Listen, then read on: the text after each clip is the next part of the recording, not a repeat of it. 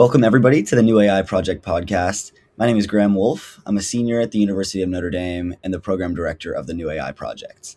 Today, we're excited to welcome Father Nate, a Holy Cross priest and faculty member at the University of Notre Dame. He's an associate professor of the practice at the Alliance for Catholic Education and has a background in both teaching and researching technology in K-12 environments. He's also the priest in residence of Keogh Hall and the chaplain of the Notre Dame football team. We're thrilled to have you on to apply some of our research into AI's socio-technical impact to this fascinating topic. Yeah, and it's a pleasure having you here. Is there anything else you'd like to add to that intro? No, I think you got it. Thanks so much, Graham. Appreciate it. I'm glad to be with you guys. Awesome. Yeah, likewise. And on the New AI Project side, we've done some great work over the past 3 years of developing a team of what we call student experts who each write in their own domain of AI. So that's ranges from tech titans to AI at work, taming AI, AI in life, and research revelations. So there's really something for everybody. And we encourage our listeners to check out the New AI Project on LinkedIn after this podcast. And joining us from our team today is student expert Mary Claire Anderson, who's done some great work over the past 2 years researching what we call life and labor, where she examines the many ways that AI deployment impacts commerce and work and also day-to-day life. So I'll pass it over to you for your introduction, Mary Claire. Yeah, thanks so much, Graham. And thank you, Father Nate, again for joining us today on the New AI podcast. As Graham said, my name is Mary Claire Anderson, and I'm also a current senior here at Notre Dame.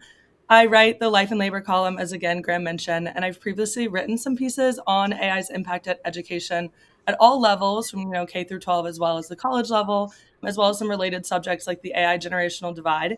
So I'm super excited for today's conversation and to get your expert opinion on the subject matter.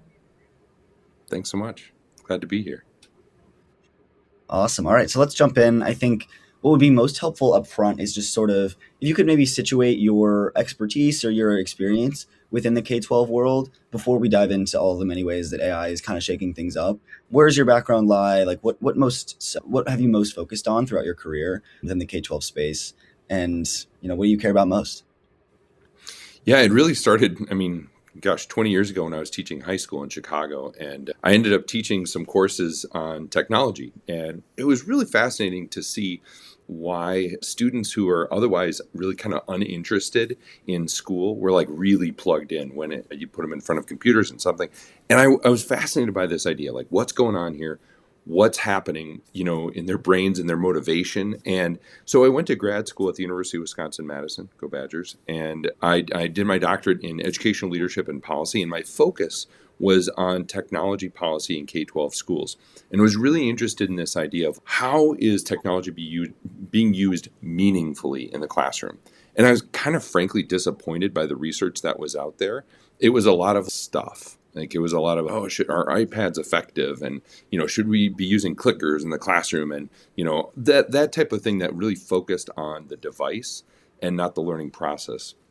At that same time, really interesting programs and sites that were trying to personalize learning were emerging. They're using algorithms to, assess where a student is at, give them some kind of diagnostic, and then deliver them content that was at their just right reading or math level. This was kind of created for, e-learning or cyberschooling, right? But a lot of teachers started using this in the context of the classroom. We call that a blended learning approach, right? And I was like, that's interesting. That's helping teachers. That's helping students. And so I wrote my dissertation on a couple Catholic schools that were using a blended learning approach. And my research in kind of academic space has really been focused on how do we empower teachers with really powerful tools of technology so that they can differentiate their instruction to meet the needs of every student.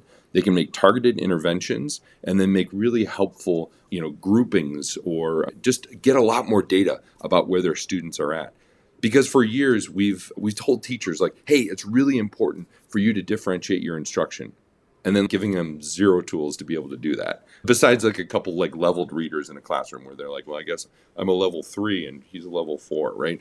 But I'm convinced that technology has a really great potential to meet the needs of a lot more learners and to help them succeed in school. Yeah, I think that makes a lot of sense. And so much of what we talk about in regards to AI in various deployment contexts, not even just education, is that like personalization level where it can kind of devote attention that otherwise would be very difficult to find and allocate, devote attention to different reading levels, for example, but also like competency levels for anybody trying to learn anything or trying to really implement anything, whether it's in the workplace or even in the home, or for an older person trying to keep up with the times or trying to learn something, or a less technologically literate person trying to do the same. So I think that's something that's an objective plus for this technology. It's kind of infusing this additional capital into the system that allows for a really great degree of personalization. So yeah, it's interesting to hear that that's kind of something that's in stride with many of the advancements that have happened in technology education well before AI. So Yeah. yeah, that's some really helpful context, I think. And just kind of building on top of that, I want to ask, what do you see as sort of the biggest merits or demerits for AI in the classroom? I'd imagine, again, that level of personalization is really certainly exciting to somebody like you who's had a focus on that for many years. But also, there's got to be some kind of balance there between sort of over individualizing the education, or sort of overdoing it on the technology front. So I'm curious, what are some of the biggest upsides and downsides, just again in a really broad level? Yeah, I mean, your question's an interesting one about AI in the classroom, right? And when I'm talking to a lot of teachers and administrators at Catholic schools right now, we're really talking about is how to make good decisions about what the role of AI is in the classroom. Is it more on the resource production side, right? Is it more for a teacher outside the classroom to say, okay, look, I'm going to have my students read this passage tomorrow, and I know not everybody is at a sixth grade reading level. So I'm going to, upload this to Gemini and have it write at a more sophisticated and less sophisticated reading level. That's a really tough thing for a teacher to do, right? But some of these large language models are able to do that very quickly and pretty effectively. So that's on the resource production side. On the actual using AI in the classroom, that is where things get a little trickier, because the point of many of these AI assistants, or large language models, is to make things really efficient and quick. And you can see the context of how this is useful in business context, in the trying to build efficiencies. And learning isn't always about efficiency. In fact, it's really hard to learn in a quick way. Like, we're not uploading concepts and skills to the matrix here and just, I know Kung Fu, right? We can't do that. We can't build skills like that. If anybody, if you've ever done something like learned a language, right?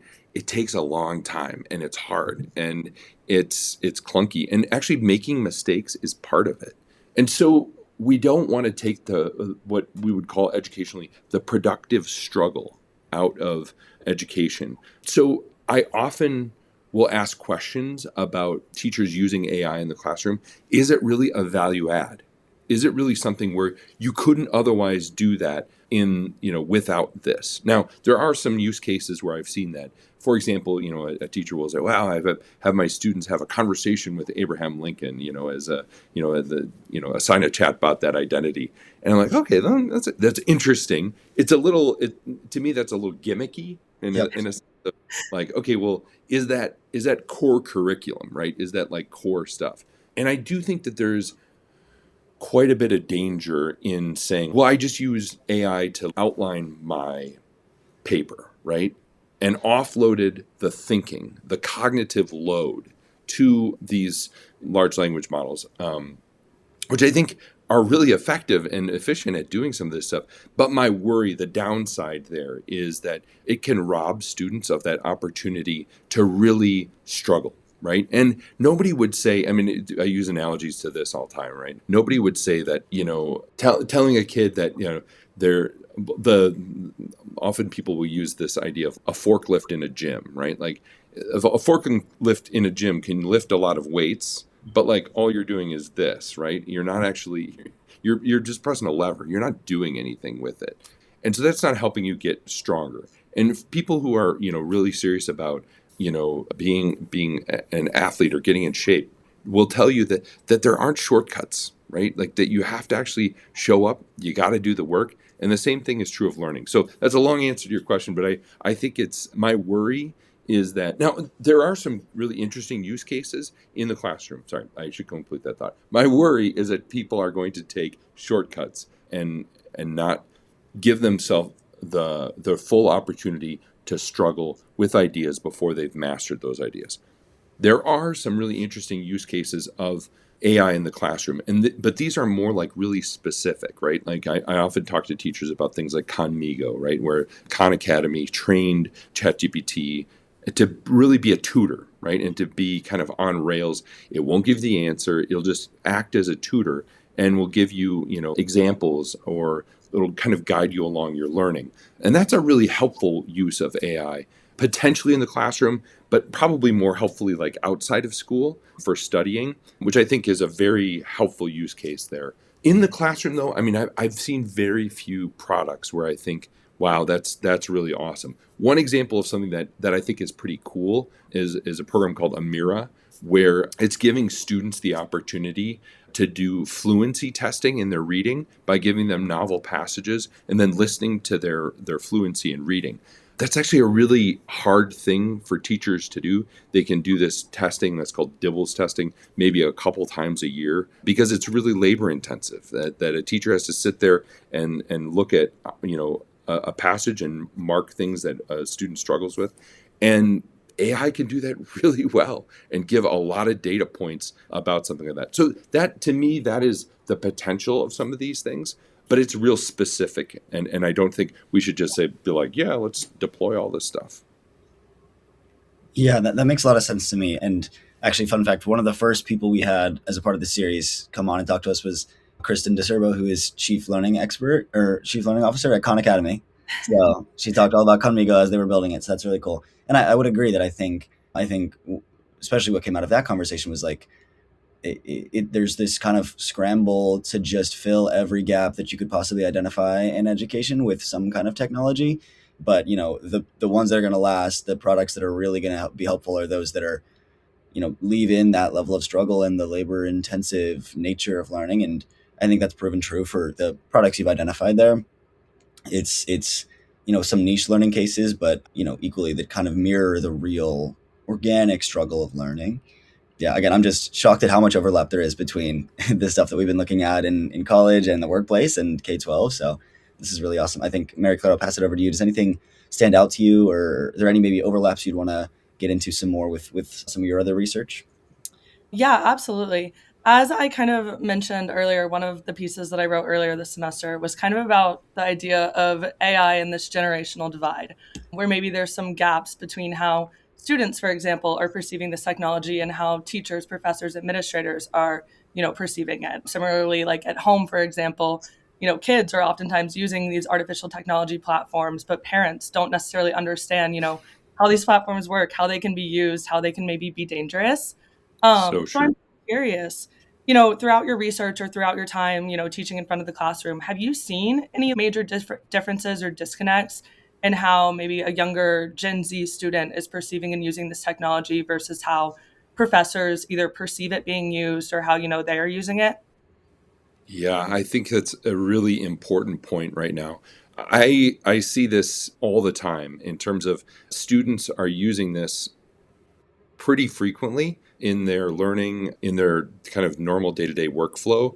And I mean, I see so many adults, so many well-educated adults who are just like, I haven't touched it.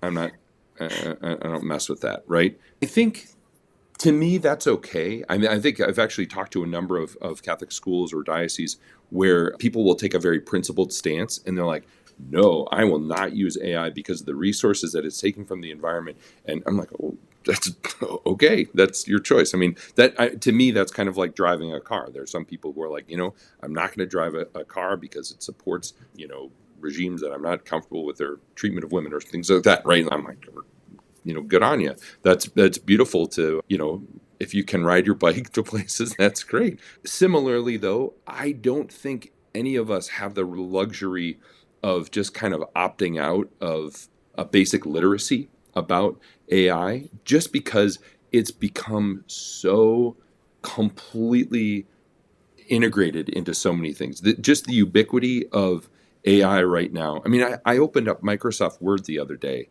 and it was like the little Copilot thing popped up. I was like, what is that? I didn't install that. That wasn't a thing. Many of us found that one day we were Googling something, and the next day we found a little like AI summary, right? None of us opted into that. It just kind of appears in the world.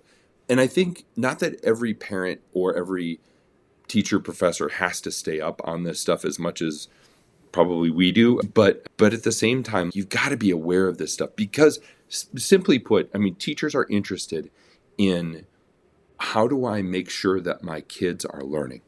How do I make sure that they're understanding what I'm putting in front of them? And I would just argue to them that like a 5-paragraph essay is no longer a marker of understanding, because for generations we've relied on that and said, the way to really tell if my students know about the Great Gatsby is to give them a 5-paragraph essay where they're going to make a claim, they're going to cite evidence, and then they're going to, bring it home, right? And ChatGPT does that, eats that for breakfast. It does it really effectively. And there's this whole, cottage industry of humanizers out there where you can put something through a large language model and then put it in a humanizer and it becomes not as detectable, right? And I think to get in the game for teachers and parents of playing like this, build a better mousetrap game of saying, well, I'm going to catch students doing this, or I know what AI looks and sounds like. I think it's a foolish place to be, because we've got to transform our assessments. We've got to rethink about what's going to be the real markers for understanding. How can we actually understand those things? Because the gap is pretty wide between people who understand the capacity and capability of these large language models and the people who are, just kind of like, oh, I don't really pay attention to it. And so I do think that there's a generational gap. Part of it's usage and part of it's just interest. But I think most responsible parents and teachers, educators at this point have to know some basics so that they can help their kids out, so they can draw really helpful lines to them, and they can ensure that like their kids actually getting educated and they're not just taking shortcuts to everything and failing in educationally. Yeah, absolutely. I think there was some really, really fascinating points in there, especially on just kind of this note of, changing learning outcomes and how we're evaluating learning outcomes to make sure that students are actually learning. I feel like even in my classes here at Notre Dame, that's kind of a trend that I've noticed, where it's like the resurgence of, the blue book exam, where instead of you're going home and writing an essay on your computer, you're sitting in a deep art classroom for 2.5 hours and you're writing, handwritten essays in that little blue book. So I am kind of curious, on a similar note, how has the ACE network maybe adapted its policies or its practices to, just kind of deal with this AI deployment across, education and K through 12 schools?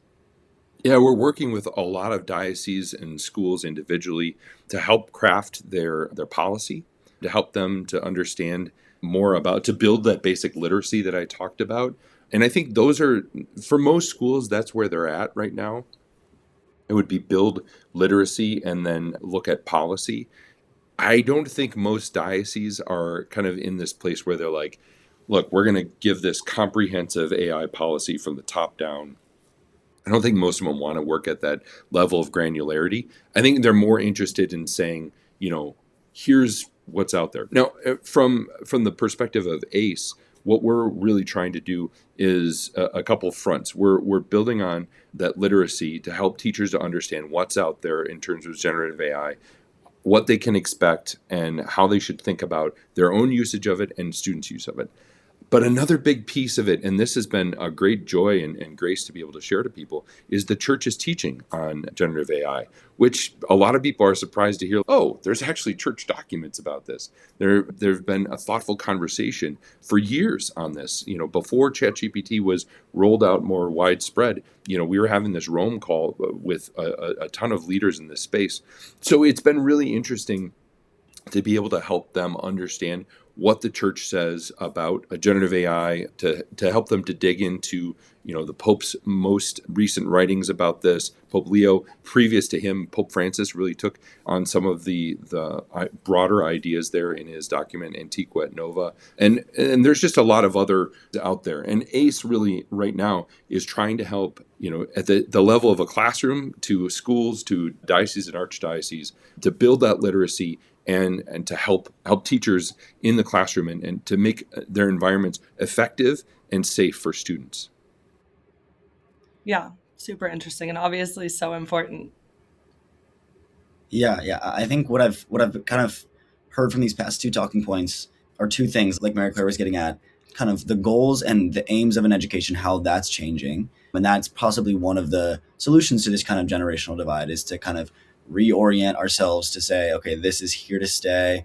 We need to refocus ourselves on the actual goal of an education and change our markers of that from a 5-paragraph essay to something a little bit more robust that's AI proof. But also what you're talking about here, which was sort of like the urgency assessment, where it's like there is a first step to approach this, like this big giant task. There's a step one, like we don't just need to kind of all freak out and do our own thing. Like you said, like the first step is literacy, to kind of just build that out across the country, across our education system. So on the sort of that topic of like urgency and threat assessment, how would you sort of respond to a teacher who is currently saying, I'm so, in over my head, and I kind of want to use this AI tool and in a maybe like a less effortful way. Like I just want to use it to do the stuff I don't feel like doing, and I just want to throw it at my students and see what sticks. Like, how would you sort of work with that kind of person and tell them maybe, where the priorities are, and like I said, kind of threat assessment if you think about it that way, or just, in general, how would you work with a teacher if that was sort of tasked to you?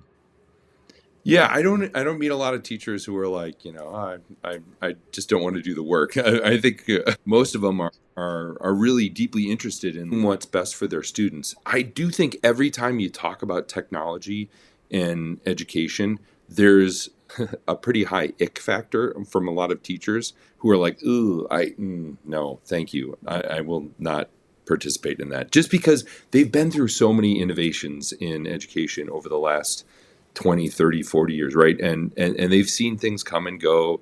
They've seen, okay, everything is going to be MOOCs, right? Everything is going to be, it's, chat boards are going to, change everything. And they're like, no, they really didn't. So there's, I think, a healthy skepticism about the use of technology in the classroom. I think there's room for a lot of teacher approaches to technology in the classroom, and I would say everyone needs to have that baseline literacy understanding that like what generative AI is capable of, right? At the same time, there's a lot of ways in which I think you could happily, as a teacher, just go no or low tech in your classroom and be fine, be totally fine. And I think many schools have gotten into this idea that because we have devices, we have sunk costs in them. And so we got to use them. And teachers, I better see those iPads out because we paid a ton of money and we convinced all of our, the people at our auction that we needed this money. And so, by God, you better put them in the classroom. And then they get afraid to tell students, put the devices away. We're reading this book right now. We're having a conversation. And so I think we've got to be really, we've got to empower teachers with this ability to say, this is helpful. This practice is going to, is an effective use of technology, and this one is not. My own program called Higher Powered Learning here at Notre Dame, that's what we do. We help teachers to understand what is useful and what's not. And the reason we're called Higher Powered Learning is, one, because we're in the context of Catholic schools, higher powered by God, right? And we believe that every child is created uniquely in the image and likeness of God and deserves an education that's going to meet their unique needs. But also we want to empower teachers with the data for personalization. That we want to empower them with powerful tools of technology to make their jobs more easier, more effective, but really to maximize their role as a teacher and one who's trying to meet those gaps. We're trying to make the classroom as small as possible to give that individual attention. And we can do that by deploying tools of technology in some cases effectively. And so I don't know if this gets to your question. Sorry, Graham. But I think it's really interesting, have teachers use technology in meaningful ways that's going to engage students and while helping them to work with small groups of students. I think I've seen this really effectively in a number of ways. The classrooms that I sat in, that maybe you sat in too, for example, when we're doing math instruction, was a lot of direct instruction where the teacher is lecturing and saying, here's how to do this math problem. Now here's how to do this math problem. And I watched it and I was like, okay. And sometimes I understood and sometimes I didn't. And that was how we used class time, right? And then sometimes we did some practice problems. I've seen teachers use technology really interestingly there in doing something like flipped classroom, right? And saying, if I'm going to do direct instruction, I will let my students watch this as their homework. And that's what they're going to do. They're going to watch this classroom. That way, I'm not sitting around shushing every kid, sit down, put that down, put him down, whatever, right? They just watch it, on their own time. They can watch it at 1.5 speed if they want to. They can reverse it and watch it again if they didn't understand. And then at the end of it, I'm going to give them one practice problem to say, if you understood this. And interestingly, this teacher that I worked with gave another question that said, how confident are you in your ability to do that problem again? And based on their answer to that, the next day in class, she used their answer and their confidence as a way to do ability groupings, right? And so she recognized herself like, look, I've got to reteach this whole thing because nobody understood it. Total disaster, right? Or I've got to teach it in a different way because people didn't understand what the approach I was taking. Or I'm going to work with a small group of students first to reinforce this, and then I'm going to let the rest of them keep working on some problems or do something else that's an effective use of their time. So that's an interesting way, and that's an example of the type of things that we help to empower teachers with in our work. On this similar theme of kind of empowering teachers, but something also that stuck out to me in that answer was when you said ensuring that, every student has access to education and how AI kind of has, the ability to potentially help make that possible, with these things like personalized learning, with even, AI powered tutors and things like that, making things available to students. Once upon a time, tutors were hundreds of dollars an hour potentially, and now students can access it, if they have an internet connection. So I think that, there definitely is this one kind of side of things where AI tools can really democratize education and really make it more accessible to all students. But on the other side, I think there is kind of, an, a simultaneous thread where, these AI tools are obviously reaching these well-resourced districts first. And there is kind of, a technological infrastructure barrier as well as an AI literacy barrier, needed to access and to use these AI platforms effectively. So I am curious, in your experience and in your research, are you worried at all that this technology is widening existing gaps? Or do you think there is kind of this realistic path where, it's doing the opposite and making education more accessible to students? It's such a great question. I mean, it's the difference between the potential and the reality of some of these tools, right? The potential is there for access, and Pope Francis talks about this in both in his comments to the G7 summit when he did that in 2024, and in the document Antiqua et Nova. He really talked about the advantage of access, right, in an unprecedented way. And I think I totally agree with that. I think that's that's the dream, right? That students will use this in a really effective way. I think we've probably put our eggs in that basket with the rise of the internet, right? And said, there's going to be this thing where you have access to all the knowledge in the world, and it's going to be amazing. And we're like, wow, that's great. Turns out it's a dumpster fire of, everybody just, putting whatever they think out in the world. It's not, that's overgeneralization, but it's maybe not like the democratization of knowledge that we thought it might be, right? In some ways, yes, awesome. But I do think what is missing there in just giving access is motivation, right? Like you can't always motivate students. For example, so Khan Academy did something that was kind of mind-blowing to me at the time. They put an entire test prep course for, is it the SAT? I think it's the SAT on Khan Academy. They did this years ago, and they're like, look, test prep is now free. When I was a high schooler, that was like a $3,000 course, right? And I couldn't afford to do that. But like now it's free. Does that mean every student is using it? Absolutely not. Nope, they're not. And they have the data to back that up. And just because something's out there doesn't mean people are going to use it or use it properly.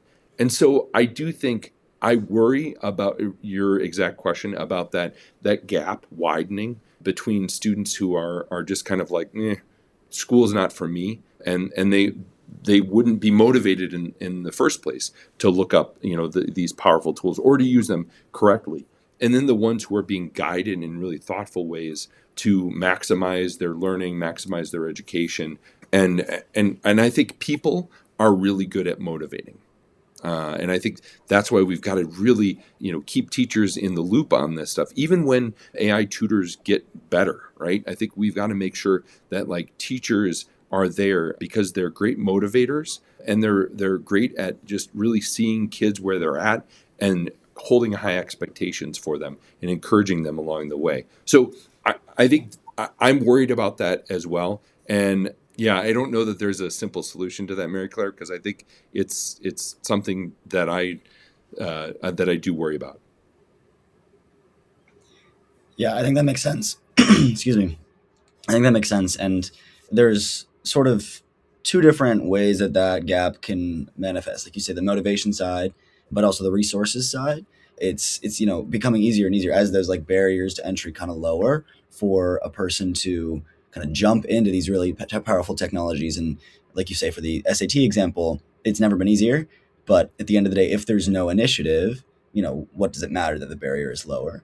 So yeah, I think that's a really interesting problem and one that a lot of people would like to just kind of say we won, we finished because the barrier is lower, but there's still that kind of motivational barrier.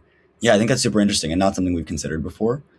I'm going to jump in really quick on the non conversations just to kind of guide things. Are we good with in the last sort of 5 to 10 minutes here? Take a look at. I want to kind of land on the idea, like the ideal. If we were to nail this, what would it look like? Kind of Hmm. question. But before that, I think there's one other thing we could talk about, which you kind of got at your last question, which could be a good transition. Like, how does this compare to other disruptors from the past? Hmm. Like, what can we learn from the internet or other things I have down here, or Wikipedia and COVID? Like, how can we like comp that to like other big moments of pause? Does that sound good? Like, we do that and then we land on like ideal. Yeah, yeah, I think so. I think I America, got does it. that work for you too? Yeah, that's perfect. Okay. Do you want to ask that question about disruptors? Yeah, that sounds Okay, great. cool. And then I'll kind of try and do a like parting question at the end. All right, awesome. Cool. Yeah, go ahead and jump in, America. So I think, when we hear about artificial intelligence, whether it's in the news, in the classroom, just the word AI, it's often described as kind of a disruptive force. And, there's this generative AI revolution that people talk about. I'm curious, how does AI's impact thus far in your experience compare to some of these other, major disruptors of the past, whether that be, for example, the internet or, even COVID and the rise of online learning and, Zoom school and things like that. And is there anything that we can learn from these past experiences as we kind of try to navigate this new generative AI revolution? I think we have to often ask ourselves what is gained and lost. We don't always have the luxury of saying, okay, we're just going to step away from this. The toothpaste is out of the tube on this one, and I think Pope Leo has been very intentional about saying that we can't engage in technophobic practices, right? We shouldn't say, oh, this is all terrible. We have to engage the world. We've got to be a part of it, but we have to ask ourselves what is gained and lost. I teach an undergrad course in innovation in education at Notre Dame, and one of the first things I do with my students is have them take out a piece of paper, and they're all like scrambling. Who's got paper, right? And they have to write down on this a couple of different things. All the phone numbers they have memorized. Some of the two of the street names of streets around Notre Dame. What is Notre Dame's area code? What is Notre Dame's zip code? What time zone is Chicago in? Right? All of these things that have been sort of. How would you guys do on those, by the way? I'll do okay. Yeah. Yeah, all right. My Yeah, students get a couple of them, right? But in some ways, those are like antiquated things, right? Because you don't need to know phone numbers. I don't know my mom's cell phone number. That's bad. But like I have all these phones memorized from when I was a kid because we just had to. There was a time when I needed to know street names. There was a time when I needed to know how to write a check out, and what the area code was and zip codes. You don't need to know some of these things anymore because technology, because of phones, right? Because of GPS, because of PayPal, all these things have made some of these skills obsolete.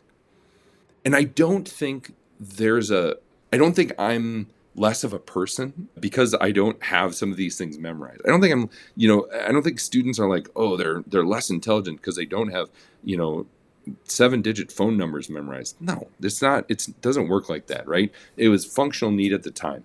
But we do have to ask what's gained and lost. So, for example, one of the things that many states moved away from was curriculumizing handwriting, right?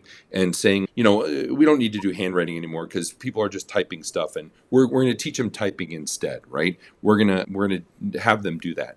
Well, turns out handwriting is actually really important. It's important in learning how to read, right? Because you're making connections between your brain and your hand about the sounds and I mean all this stuff that you can ask a cognitive psychologist about.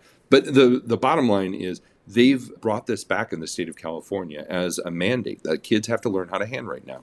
And I think a lot of teachers have brought this back because they said there's a value in this. So in a time of generative AI, we've got to ask ourselves, like, what is gained and lost when we're using this technology? What can we recurriculamize? And maybe that's going to look like being low or no tech in classrooms.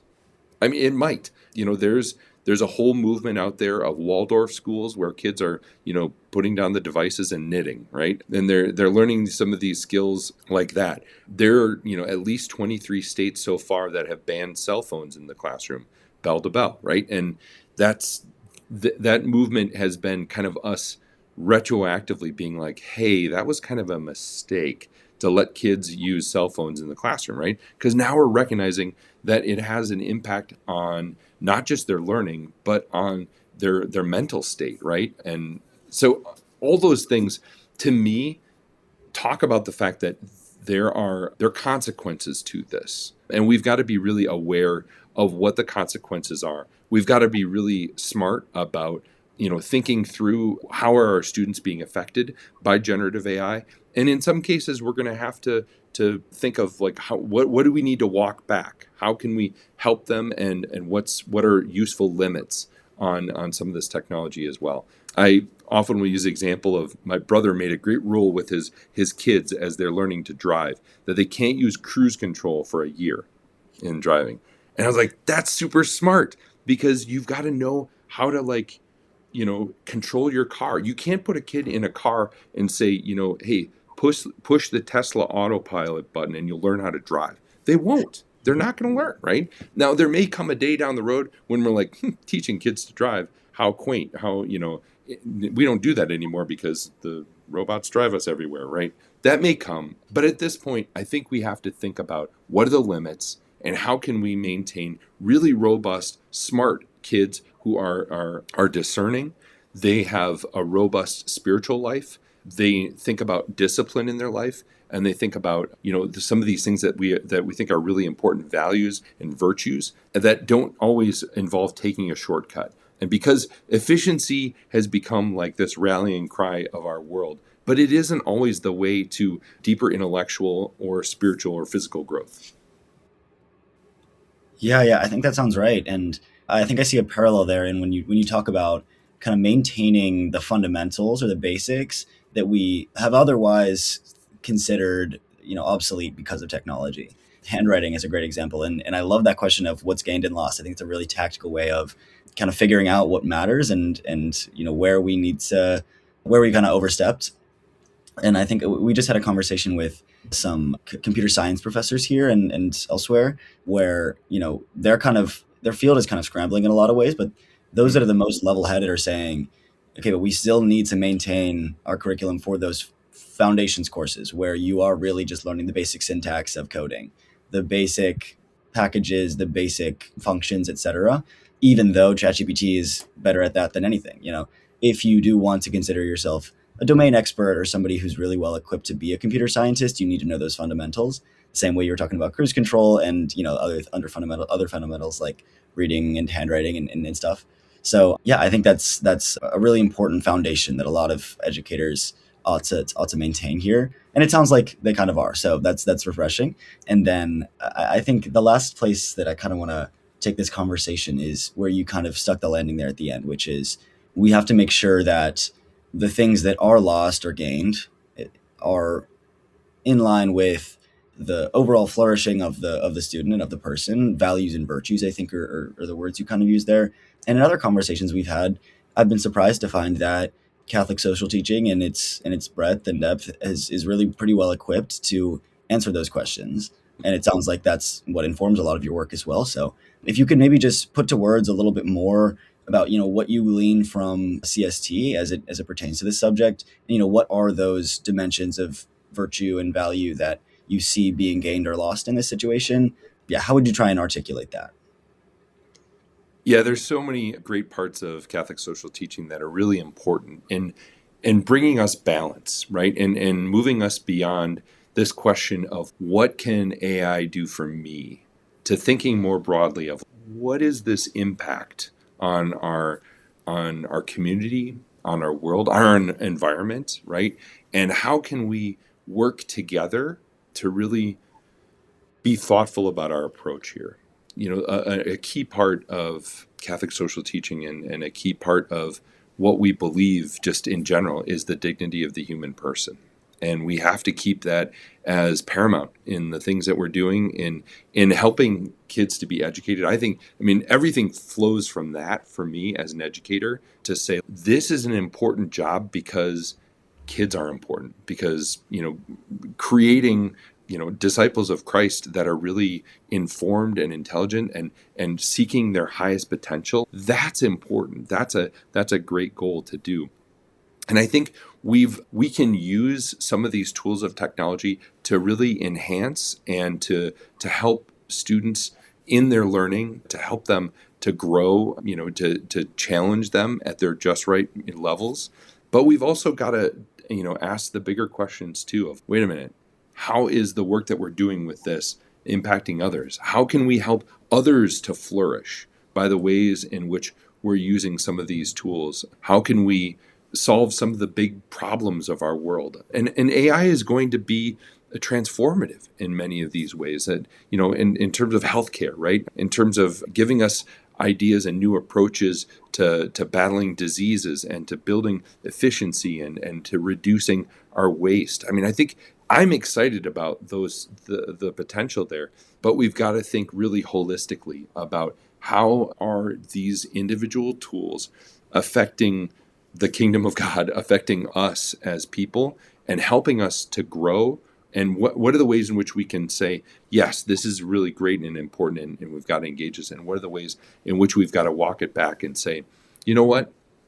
Maybe it needs a little more work, or maybe we need to just stick with, the old-fashioned way on some of these things as well. So I think there has to be a real balance there. And I think this is where good discernment and great conversations like this, I think with smart people like you guys, I think is going to be really helpful for us in trying to find solutions, because it isn't going to be old people like me. I think it's going to be folks like you who are really going to be thinking about, wait a minute, what impact is this going to have on my kids and grandkids, and how can we create helpful limits on some of these tools that are getting less and less limited, and how can we use this for the greater flourishing of humankind? Yeah, that's beautiful and very grounding. And thank you for sharing that. And to both of you, Mary Claire, thanks for being on and sharing your expertise. And Father Nate, can't thank you enough. Yeah, grateful for this time. Thanks. God bless you. Thank you so much. Thank you.